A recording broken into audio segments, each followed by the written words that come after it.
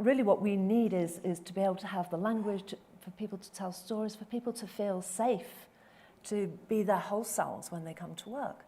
And you really only get that by creating a safe, engaging environment where there's curiosity about everybody, and there's empathy and a deep humanistic view of the world. If you just rely on policies, that's not going to change anything. Yeah. Thank you so much for being here. This is certainly one of my favorite moments here, being at Davos, having a conversation with this lovely woman. Thank you for sharing this space and sharing this moment to be here, and certainly in a conversation that I certainly believe that's much needed conversation, right?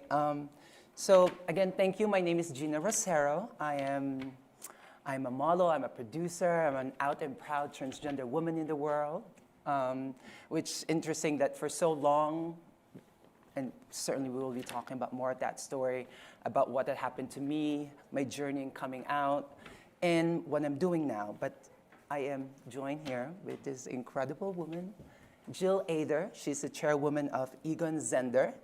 And I think I want to frame this first, I think, in the context of what is happening now globally, especially as companies deal with so many different, as a multinational company, you deal with different contexts when it comes to LGBTI rights. How does it work if a company is very progressive in Western context, and then they work in local contexts where countries does not fully support LGBTI rights, right? So we're really going to break those down. And I think there is a study that says that more than half of employees at this moment still choose, as much as we're having conversations about LGBTI rights, we see it more in culture, still more than half of employees chooses not to fully express their sexual orientation and gender identity at work, right? There is a 2017 UNAIDS study that basically says it will cost company $100 billion a year for companies that doesn't fully support. These are the costs when you don't support LGBTI rights. Also, I think it's important to have the context. Most of the time when people talk about global LGBTI rights, they usually talk about, in many spaces, just talking about that there's more than 70 countries all over the world that criminalizes homosexuality. But also, as a proud trans woman myself, I think what usually tends to get lost is a conversation about what happens that when we don't talk about transgender rights as well. Like in many countries all over the world, trans people are not even allowed to exist, meaning most places all over the world, there are no policies that could simply change a trans person's name and gender marker on their legal documents. So these are the frameworks that we will be talking about. And I want to first ask you, Jill, as a leader, as a chairwoman of, what are, in your position as a leader, what are some of those moments in your journey that have created change, especially when it comes to advocating for LGBTI rights? Well, we in Egon Zehnder, we deal with leadership. So it's finding leaders and developing leaders in their teams. So clearly the topics of conversation have generally been about gender diversity. We all talk about more women on boards and in the workplace. And I think this is now becoming a conversation, but in many corporates, the conversation has been about gender diversity or ethnic diversity. So I think what we're trying to do is help organizations have the right conversations. So what I would say is, if you think about global organizations today, they know that when they're doing a spec for the role that they have, they might say gender. Very, very occasionally they say ethnicity. I have never, in all the time I've been 23 years in this industry, never had a client say to me, please bring transgender LGBT to the table. And part of that, it's difficult, and it's difficult in our industry because LGBT can be open and very obvious, but actually many times it's invisible, even if they have come out. And so it's quite difficult for us, and in the industry, you cannot record someone's sexuality and gender marker on computers. So you're stuck. You can't search for it. So it's quite a complicated thing for our industry to deal with. But I remember back fondly to my very first year with Egon Zehnder, and the partner who mentored me was a senior partner in New York, and he was openly gay, and he was probably the best mentor I've ever had in my life. And during that first year, I hired 2 LGBT candidates, and to me it was just, well, that's pretty normal. But I mean, if I think of the conversations that I've had subsequently, I think a lot of leaders really struggle to know how to have the conversation. They get confused by the terminology, they get embarrassed that they don't know enough, and many leaders love to know everything, which is not a recipe for success today. But when they don't, it brings a barrier between them. So I think it's a complicated issue for leadership. Yeah, I like what you said about having the initial the partner that you've had and what that meant for you, right? Yes. I mean, for me personally, when I moved to New York City, I was born and raised in the Philippines.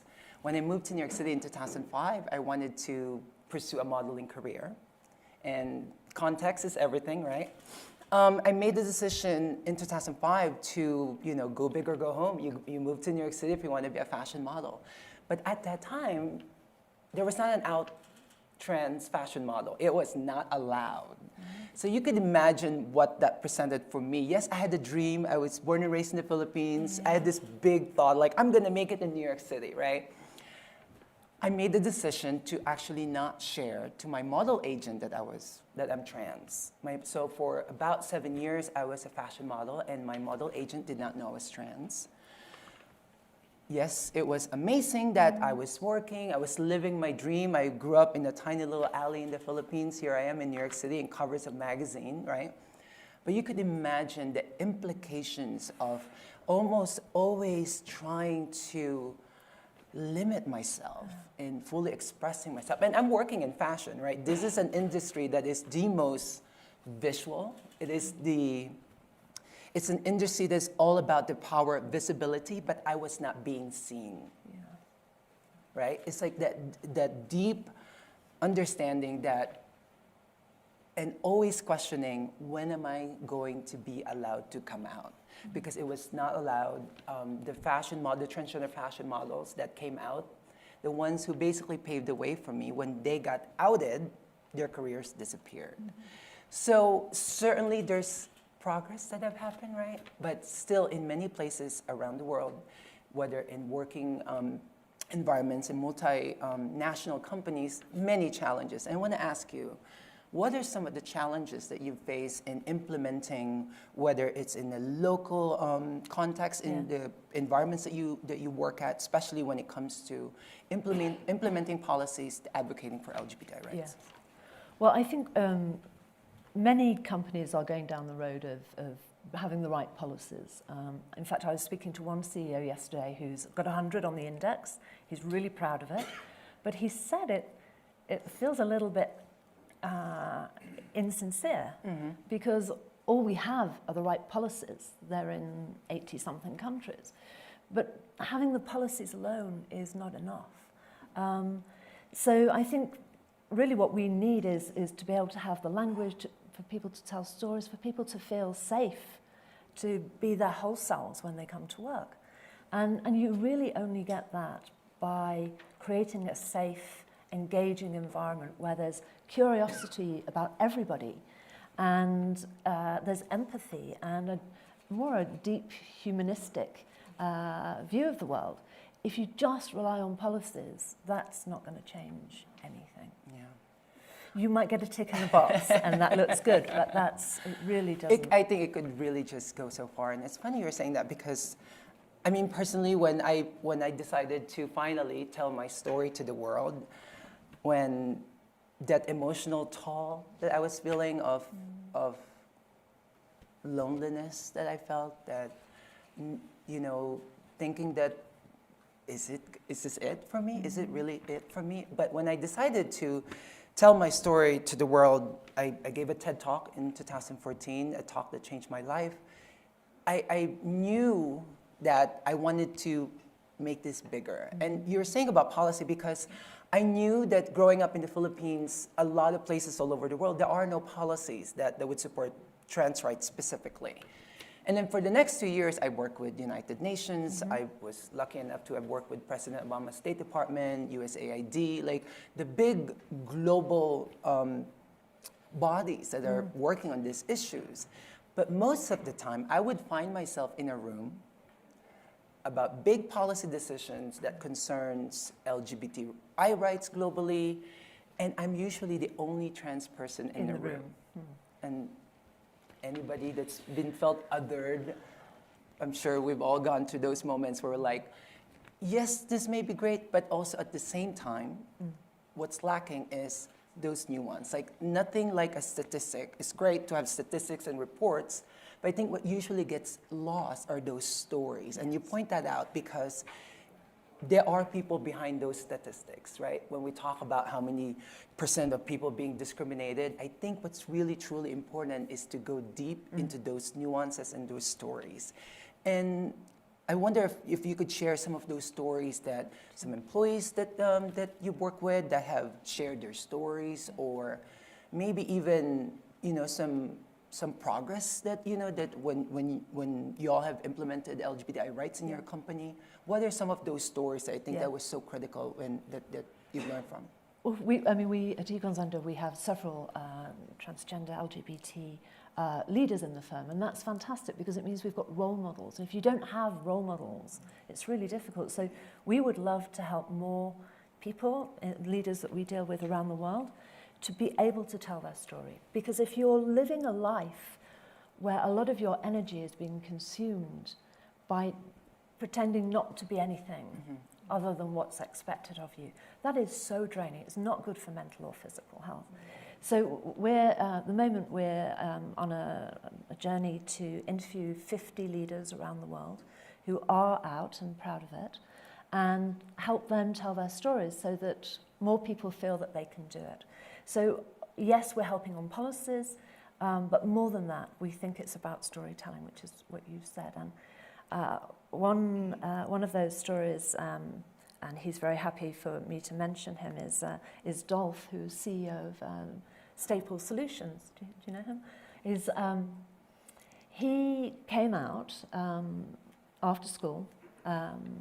Then he got a job and realized he was ambitious, and decided that he was not going to do that anymore.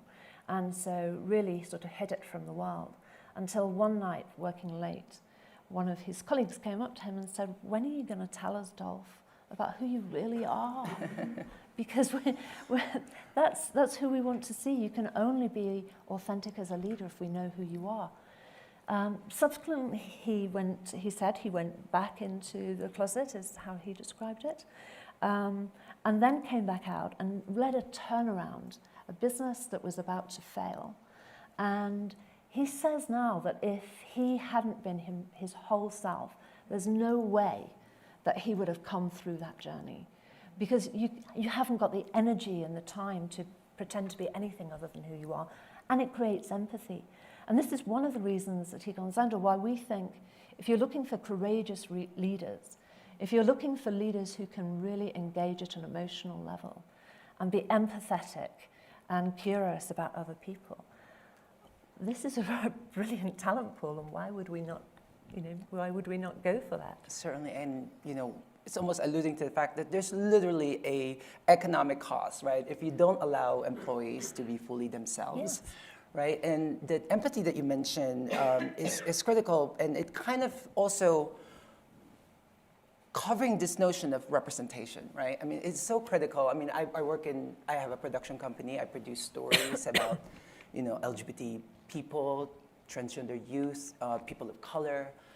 For me, you know, at a moment in time when for so long I was not allowed to be myself, and the moment I came out and all of a sudden there was this big shift on my mindset that all of a sudden I want to do everything, I could do everything, right? And like that one simple mind shift of, because I'm now allowed to be fully myself, and the work that I do, having a production company, it is so critical for me that when I'm producing a story as a producer, is that the people or the stories that I'm telling also represents the people behind the scene, right? And what you mentioned about having more people tell their story, it's just so powerful, right? It is, and I travel the world speaking about, you know, obviously LGBTI rights, trans rights, and people always tell me, why do you want to continue telling this story? Why do you want to continue telling your story? What kind of challenges that you face if people don't agree with you? I always tell them, I'm telling my lived experience, my personal story. How could you deny a person of their personal story? You're really quite an evil human being if you're denying that person of a personal story. So it's a great equalizer in that sense, right? But certainly the reality is in many places, it's still not allowed. And I want to get to that point that, I mean, currently, right? I mean, we live in a very global environment, as we've talked about earlier. You know, global LGBT rights are in conversations. We see it more and more. What happens, especially in your case, in some of the initiatives that you've supported, what happens, let's say, for example, a company that works in Western context, right? Let's say in US-based company, and their stands having maybe like 100% in their equality index, but they operate in a country that doesn't support LGBTI rights, right? There is that conflict. It's a big conflict. So for you, what are some of those HR sort of policies and resources that you would implement, or some of projects that you've implemented through that? Well, if you're a company and you have the right policies, but you're operating in a company where actually it's illegal or even death penalty, I mean, it's hard to imagine. Your policies will not protect those employees. But being in an organization that you know has the right policies and is international also gives you the opportunity to move elsewhere.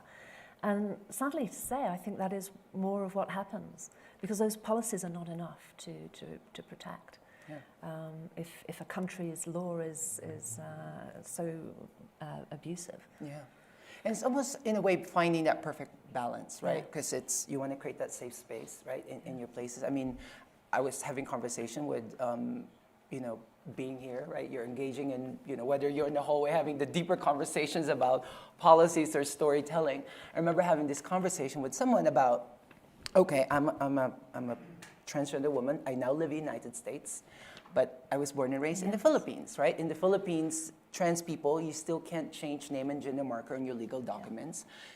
You know, Philippines is dominant in outsourcing business, right? And I always ask that question, how does that apply for a trans person that's an employee, let's say in a multinational company, that supports LGBTI rights, but then she's working in the Philippines, and then her ID, you know, she can't change her name and ID. How is she going to be addressed, right? I mean, this is a question that's like, you know, positing to everybody. I mean, there's not an easy solution, I understand that, but it's always that perfect balance, right?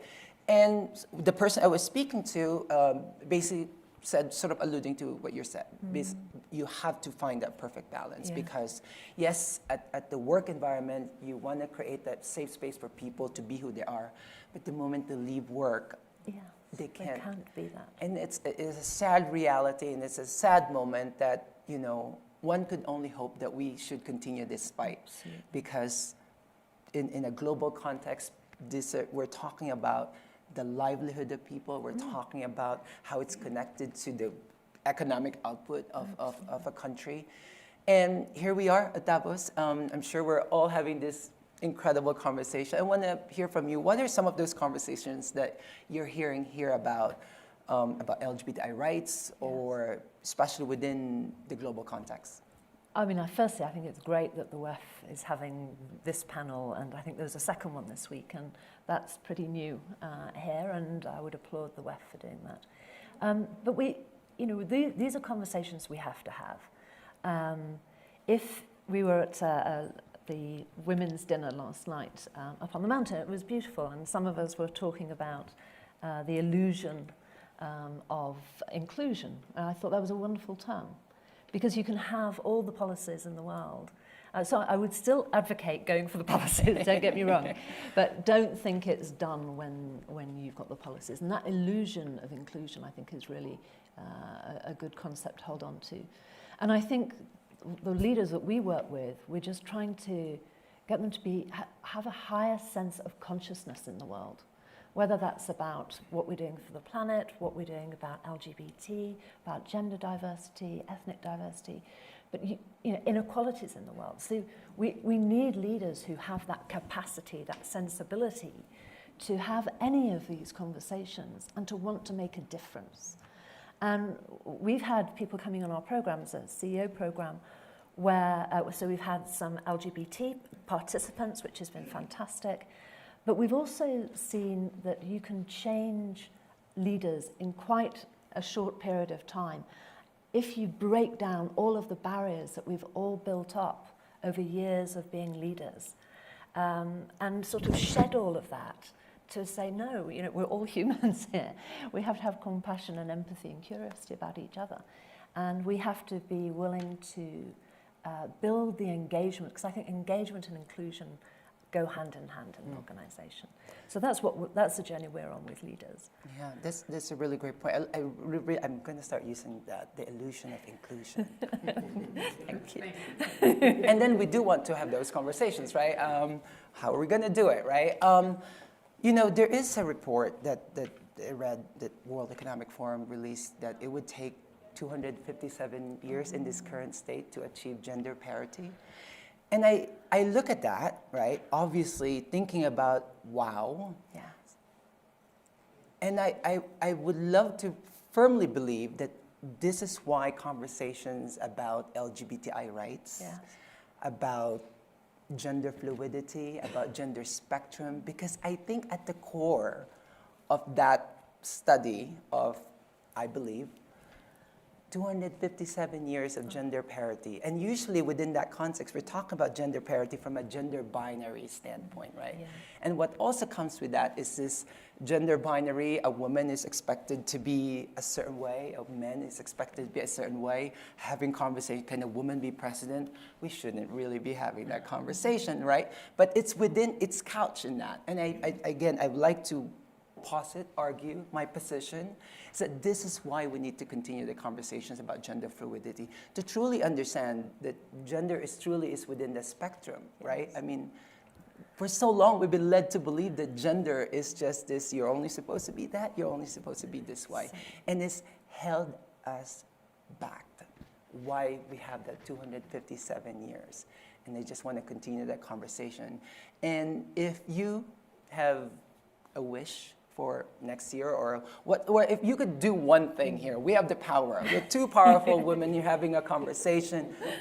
One thing that you would do. Oh, just get more people to tell their stories. And if it's people, leaders in senior positions, all the better, because then it gives other people who want to be their whole selves the role models and the permission to do that and to show that gender fluidity and be proud of it. Yeah. So the more storytelling, the more people who can then feel comfortable to come out would be fantastic. Oh, well, I think you're a role model and an inspiration, Gina. You really are. Thank you. Well, I think we should definitely continue this conversation, and if you know, we will continue the conversation. We could answer more questions. But I think I just want the closeout is thank you for being here. I love, you know, having a sit-down conversation before we entered here, and we just felt like for a moment, oh, we're just going to be our little, in a little couch, you know, connected here.